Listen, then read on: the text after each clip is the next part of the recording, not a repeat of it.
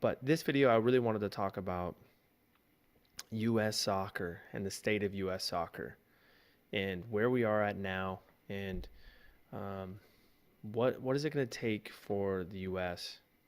to win a World Cup or have a better showing. Obviously, the 2018 World Cup was an absolute travesty because the U.S. wasn't in it. But honestly, if we can't beat if we can't beat um, some of these teams in the CONCACAF to qualify, which the CONCACAF qualification is actually one of the easiest conferences or easiest, um, yeah, it's one of the easiest conferences in the world to qualify or get through. I think the top four teams out of six will make it, or at least the fourth team, I believe, goes into a playoff and they still have a chance to make the World Cup. So we finished fifth out of six. So yeah, it's when I found out that we weren't going to make it, I was pretty depressed for a couple of weeks, and but that's all in the past. I think it was really too bad for some of the younger players.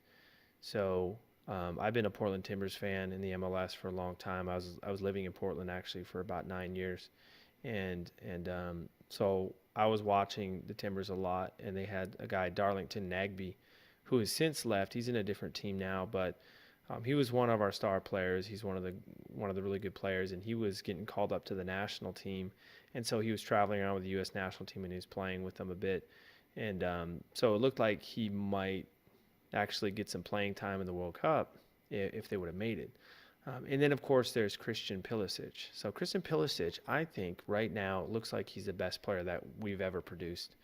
And I think right now, is he better than Landon Donovan? Is he better than Clint Dempsey at their prime? Hard to say, but I think it looks like he might be better, and it looks like he has a higher ceiling. So he's with Borussia Dortmund right now, and he's starting, and he's getting a lot of playing time, and he's playing really well. And I think he's only 19. He's a young guy, and the craziest thing is that he kind of, I mean, his parents both played soccer. I think his dad was kind of an indoor star, and his mom played in college and stuff. But he really just kind of came out of nowhere in a sense. I mean, he comes from a soccer family, and I think he's from Ohio or somewhere in the Midwest. And he was a standout at a young age, and as he grew up, he was still a standout, and then he just kept getting called up to better and better teams until he joined the Borussia Dortmund youth team, and then he went over to Germany at a young age, I think at like 15, and he started training over there, and then eventually got called up, and now he's playing on their first team. So that's a really cool story, and I wish him a lot of success, and I hope that. I mean, Dortmund's an incredible team, but I kind of want to say that it would be cool to see him go to maybe a big team in the Premier League. So if he gets called up to like Manchester United or Chelsea or Manchester City or Arsenal or Liverpool, one of the big teams in the Premier League, that would be really cool. Just to see how far can he go, how high can he get, and what's his upper ceiling. I mean, I know his stock right now is really high just because he's been performing super well with Dortmund. But yeah, I was just felt really bad for him after not qualifying for the World Cup because back in I think he was 18 at the time. For him to play in a World Cup at that age, it's like it's got to be a dream, and he could get on the world stage and show what he's made of and show what he's capable of. And I'm sure he would have had a great tournament. So that's too bad. But I think a lot of the older guys, I I mean, I don't think they should have rehired Bruce Arenas in the first place. I think they should have hired a younger coach who would have brought something different to the table. I think that was a step backwards, and it turned out it was. When they first called him up, I was really skeptical. I was like, why are they doing that? It seems like a really stupid idea.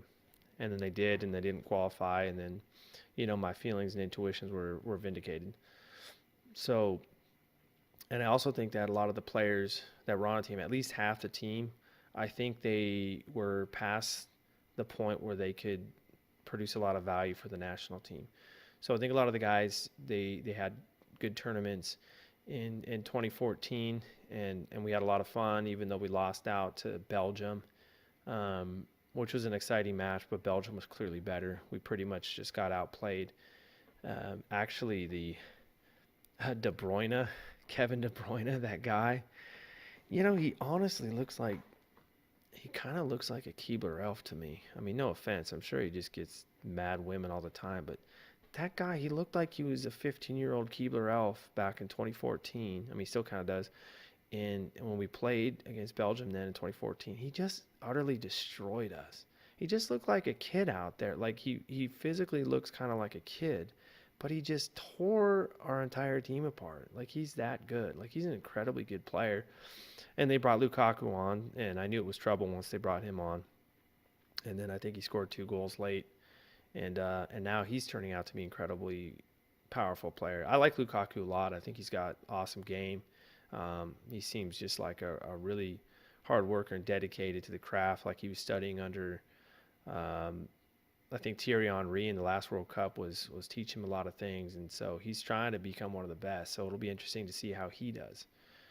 But anyway, so back to the state of American soccer.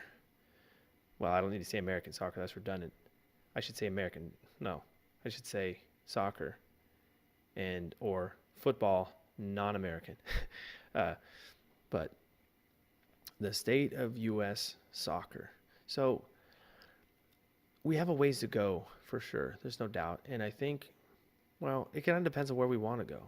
So right now, I think the MLS is turned into a really exciting league. I think it's a lot of fun. It's extremely competitive. So yeah, the teams may not be as strong as the Premier League teams. They might not be as strong as La Liga teams. They might not be as strong as the Italian league, uh, the Italian league teams. I don't think the MLS is as strong as the German league either. So, and that's fine. It might be comparable to some of the other countries that have a little bit smaller leagues. And even right now, I think the Mexican league's a little bit stronger than the MLS, and maybe it'll stay that way for indefinitely or for the next few years, who knows. But nonetheless, the MLS is extremely competitive because they have certain salary caps on the teams, and so they can have their designated players. They can have their international players come in, but they still have a total cap on how much they can pay out, and they also have limits on how many international players they can bring in on a team. So it's a way to keep the team somewhat balanced and to promote competitiveness, and it's also a way to grow domestic talent and make sure that we are producing players internally and not just bringing in players from other countries, which is good. So overall, the MLS has been getting better, and I think it is getting better and better. And you're seeing more and more European stars, like Wayne Rooney just came over, Bastian Schweinsteiger, Ibrahimovic, David Beckham came over. What was that, like 10 years ago? And that's all really good. And so these guys are coming over, maybe just past their prime, but their stock's really high. And they're coming over and they're doing well for the most part in the league. I mean, Wayne Rooney, I think, is just destroying people still. And that guy is, I think he's just past his prime, but he was still doing pretty well in the Premier League, I think, with Everton. And but they're coming over here and they're doing well, and I'm sure they're getting paid a lot of money, which is good. So bringing in the high-profile players into the U.S., it not only it makes it more watchable for a lot of maybe players who are more in international soccer, and European. And it also, I think it improves the quality of some of the other players who are, domestic in the MLS.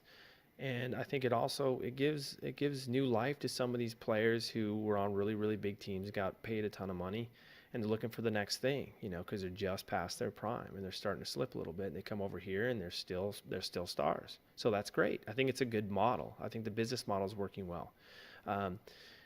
But there's still the bigger question of what do we do about trying to win a major tournament? Well, I should first say, what do we do about getting into the World Cup in 2022? That's the first thing. We need to get in the World Cup first, and then we need to have a deep run at some point. The last deep run we had was in 2002 when Landon Donovan just tore everyone up, and no one saw it coming, right? So I think what did we make it, the quarterfinals or we got fourth place or something.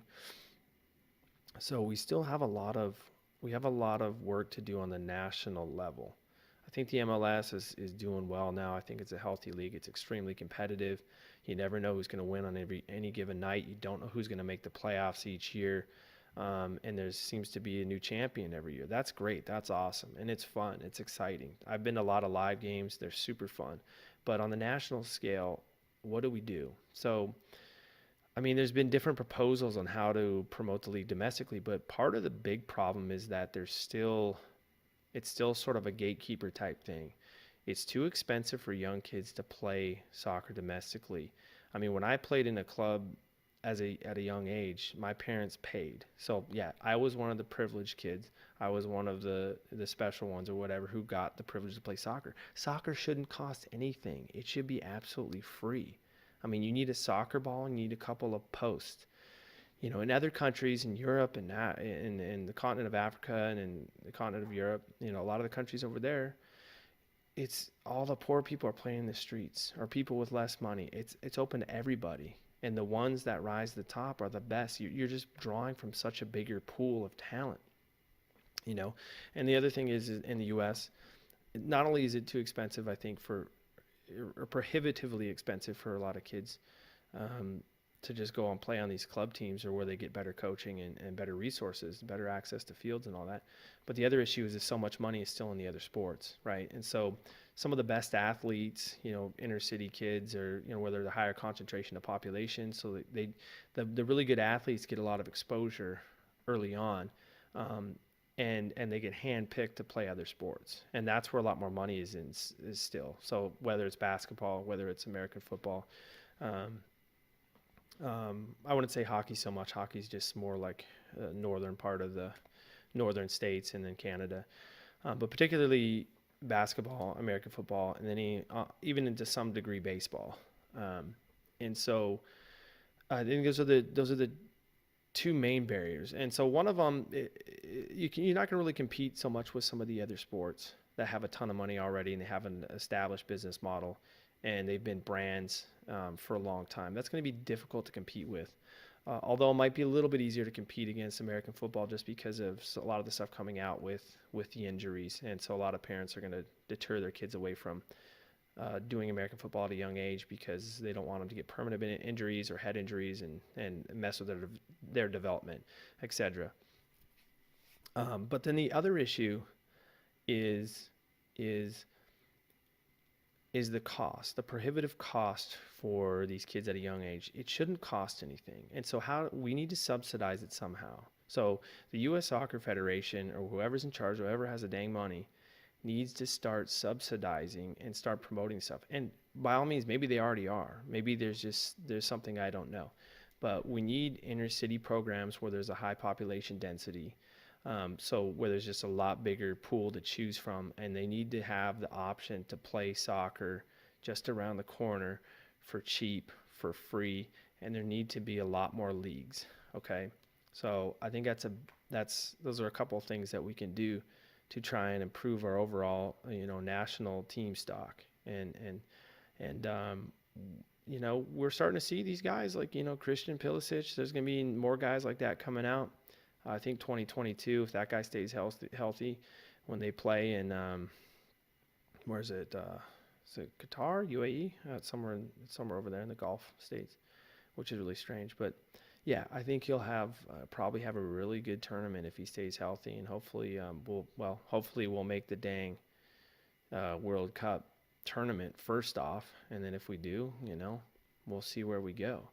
But exciting times. Yeah, it would be cool to go over there in the Middle East and watch some of those games. Although I think it's going to be in winter, it's kind of a little bit different. It's not so traditional since we've always had in the summer, but I've always wanted to go over there and check out the area. It looks really cool, and it looks like there's just so much dang money over there, and some of the buildings there just look insane. It would be really, really cool to go over there. So who knows, maybe 2022. You'll see me walking over there on one of the sandy beaches, and I'll be drinking, maybe not alcohol, but whatever they have over there. Maybe you can drink alcohol. I don't know. Anyway.